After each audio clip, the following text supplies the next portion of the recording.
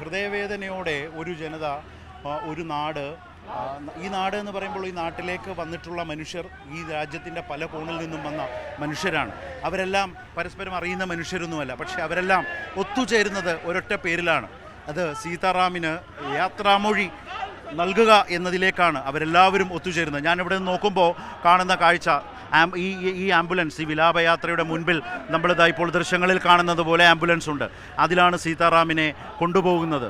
അതിനു മുൻപിലും അത്ര വലിയൊരു ജനക്കൂട്ടം മുൻപിൽ CPIM കൊടികളുമേന്തി വലിയൊരു വിഭാഗം ജനത ആരുടെയും ആഹ്വാനപ്രകാരമല്ലാതെ മുന്നോട്ട് പോവുകയാണ്.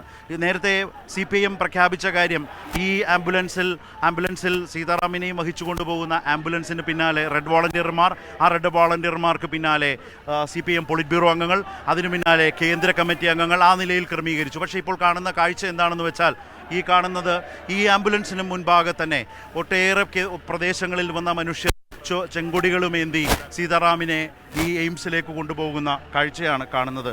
ഇതിന് പിന്നിലും ഈ കാണുന്നത് പോലെ ഈ രാജവീഥികൾ, ദില്ലിയുടെ വീഥികളെല്ലാം നിറഞ്ഞ് ഇങ്ങനെ പോകുന്ന ഒരു കാഴ്ചയാണ്. സീതാറാം യെച്ചൂരി എന്ന ആ രാഷ്ട്രീയ നേതാവിൻ്റെ ഔന്നത്യം എത്ര മേൽ വലുതായിരുന്നു എന്നുള്ളതാണ്. അദ്ദേഹത്തിൻ്റെ രാഷ്ട്രീയം, അദ്ദേഹം ജനങ്ങളോട് സംസാരിച്ചത്, ജനങ്ങളുമായി പങ്കുവെച്ച അവരുടെ ജീവിതവുമായി ബന്ധപ്പെട്ട പ്രശ്നങ്ങൾ, അതിനുമേൽ മുഖം തിരിഞ്ഞു നിൽക്കുന്ന സർക്കാരുകളുണ്ടാകുമ്പോൾ, അനീതികളുണ്ടാകുമ്പോൾ അതിനെ വിചാരണ ചെയ്യാനുള്ള ഏറ്റവും ശക്തമായ ജനാധിപത്യ ശേഷി പ്രകടിപ്പിച്ച നേതാവിൻ്റെ പേരാണ് സീതാറാം യെച്ചൂരി. രാജ്യം കണ്ട ഏകാധിപത്യത്തിൻ്റെ ആദ്യ പാഠങ്ങൾ അത് ഇന്ദിരാഗാന്ധിയിൽ നിന്നായിരുന്നുവെങ്കിൽ, അടിയന്തരാവസ്ഥയ്ക്ക് ശേഷം JNUവിൻ്റെ ചാൻസലറായിരിക്കുന്ന ഇന്ദിരാഗാന്ധിയെ സ്വന്തം വീടിന് മുമ്പിൽ വിദ്യാർത്ഥികളെയും കൂട്ടിപ്പോയി പ്രതിഷേധം അറിയിക്കാൻ പോയ ഇന്ദിരാഗാന്ധി അവരെ കാണാൻ തയ്യാറാകാതെ വരികയും അവരുടെ ഡെലിഗേഷനെ കാണാമെന്ന് പറയുമ്പോൾ അത് നിരസിച്ചുകൊണ്ട് വിദ്യാർത്ഥികളെ തന്നെ കാണാൻ തയ്യാറാകണമെന്ന നിലപാട് സ്വീകരിച്ച നേതാവിൻ്റെ പേരാണ് സീതാറാം യെച്ചൂരി.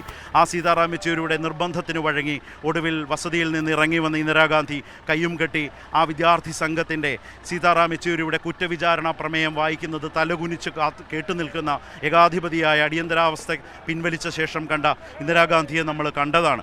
ആ ഇന്ദിരാഗാന്ധിയെ ആ നിലയിൽ, അങ്ങനെയാണ് സീതാറാം യെച്ചൂരിയിലെ രാഷ്ട്രീയ നേതാവിൻ്റെ, ഉശിരൻ വിദ്യാർത്ഥി നേതാവിനെ രാജ്യം തിരിച്ചറിയുന്നത്. അവിടെ നിന്ന് SFIയുടെ അഖിലേന്ത്യാ പ്രസിഡൻ്റായി, അവിടെ നിന്നും CPMൻ്റെ ഏറ്റവും പ്രായം കുറഞ്ഞ കേന്ദ്ര കമ്മിറ്റി അംഗമായും, അവിടെ നിന്ന് പൊളിറ്റ് ബ്യൂറോയിലേക്കും എത്തിയ സീതാറാം യെച്ചൂരി പതിറ്റാണ്ടുകളായി തൻ്റെ രാഷ്ട്രീയത്തെ മുന്നോട്ട് കൊണ്ടുപോയ, അതിൻ്റെ എല്ലാ തലത്തിലും അതിൻ്റേതായിട്ടുള്ള ആശയ വ്യക്തത പകർന്ന, അദ്ദേഹത്തിൻ്റെ ജീവിതത്തിൻ്റെ ഭാഗമായി മാറിയ AKG ഭവനിൽ നിന്നുമാണ് ഈ അന്ത്യയാത്ര ആരംഭിച്ചത്. CPIMൻ്റെ ജനറൽ സെക്രട്ടറിയായി ആ പദവിയിലിരിക്കവെയാണ് സീതാറാം യെച്ചൂരി മരണപ്പെട്ടത്. CPIMൻ്റെ ജനറൽ സെക്രട്ടറി സീതാറാം യെച്ചൂരി അങ്ങനെ AKG ഭവനോട് വിട പറഞ്ഞുകൊണ്ട് അവിടെ നിന്ന് പ്രിയ സഖാക്കളുടെ അവരോടൊപ്പം ചേർന്ന് സഞ്ചരിക്കുന്ന ഒരു കാഴ്ചയാണ്. സീതാറാമിൻ്റെ രാഷ്ട്രീയത്തിനും ദർശനത്തിനും മരണമില്ല, സീതാറാമിൻ്റെ രാഷ്ട്രീയത്തിനും ദർശനങ്ങൾക്കും മരണമില്ല എന്ന് ഉറക്കെ വിളിച്ചു പറയുന്ന മുദ്രാവാക്യം വിളികൾ, റെഡ് സല്യൂട്ടും ലാൽ സലാം വിളികളും ഒക്കെയാണ് എങ്ങും ഉയർന്നു കേൾക്കുന്നത്.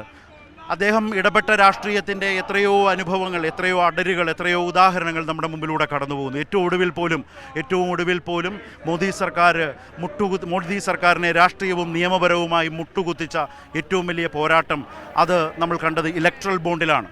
ആ ഇലക്ട്രൽ ബോണ്ട് അത് അഴിമതി പണമാണ്, ഇന്ത്യൻ ജനാധിപത്യത്തെയും തെരഞ്ഞെടുപ്പിനെയും ഏറ്റവും അധികം അഴിമതി നിറഞ്ഞതാക്കുന്നു എന്ന നിലപാടെടുത്തുകൊണ്ട് സുപ്രീം കോടതിയിൽ അടക്കം പോയ കേസ് നടത്തി ചരിത്രവിധി നേടിയ പാർട്ടിയാണ് CPIM. അതിൻ്റെ ജനറൽ സെക്രട്ടറി എന്ന നിലയിൽ സീതാറാം യെച്ചൂരിയാണ്. ഇന്ത്യയിലെ ഏക പാർട്ടിയാണ് അതിനെതിരെ. മോദി സർക്കാർ പൂർണ്ണമായും മുട്ടുകുത്തിയ ഏറ്റവും ശക്തമായ തിരിച്ചടി സുപ്രീം കോടതിയിൽ നിന്ന് ലഭിച്ച ഒരു ചരിത്ര നിമിഷമായിരുന്നു അത്. ആ ചരിത്ര നിമിഷം അടക്കം ഓരോ ഘട്ടത്തിലും നമ്മൾ കണ്ടു. പൗരത്വ നിയമ ഭേദഗതിക്കെതിരായ പോരാട്ടത്തെ, അത് വർഗീയതയ്ക്കെതിരായ മറ്റൊരു വർഗീയ രീതിയിൽ പോകുന്നതിനപ്പുറം അതൊരു ജനാധിപത്യ പ്രതിഷേധമായി തുടരേണ്ടതാണ്. ജനാധിപത്യപരമായി തന്നെയാണ് ഈ പൗരത്വ നിയമത്തെ, ആ ഭേദഗതിയെ എതിർക്കേണ്ടത് എന്ന ബോധ്യത്തോടു കൂടി തന്നെ അതിനൊരു വിശാലമായ പോരാട്ടത്തിൻ്റെ പ്ലാറ്റ്ഫോം, ജനാധിപത്യ പോരാട്ടത്തിൻ്റെ പ്ലാറ്റ്ഫോം. അതുപോലെ നാട് കോവിഡ് കാലത്ത് ഏറ്റവും അശാസ്ത്രീയമായ രീതിയിൽ നമ്മുടെ രാജ്യം കോവിഡിനെ പ്രതിരോധിക്കുന്നതുമായി ബന്ധപ്പെട്ട നിലപാടുകൾക്കെതിരെ രാജ്യത്തെ സർക്കാരിനെതിരെ വിമർശനം ഉന്നയിച്ചുകൊണ്ട് ആ വിമർശനങ്ങൾക്ക്